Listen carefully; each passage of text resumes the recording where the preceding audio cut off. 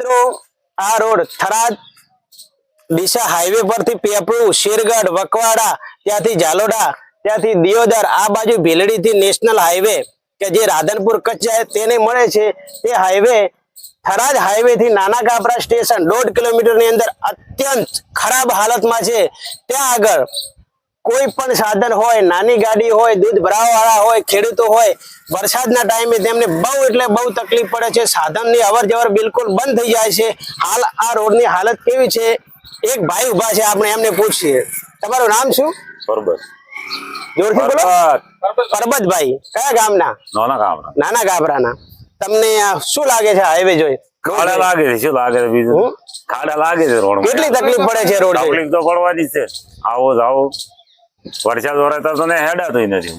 કેટલા મહિનાથી આવો આ ટાઈપની હાલતમાં છે આ રોડ? 4 મહિનાથી જ પડ્યું. 4 મહિનાથી આવું જ છે. આવો ને આવો. કોઈ સ્થાનિક તંત્ર અહીંયા આવેલું ખરું કે આ બુરવા માટે ખાડા કોઈ આવું? કોઈ ભાલ્યા જ નથી. હવે કોઈ આવ્યું જ નથી. ના.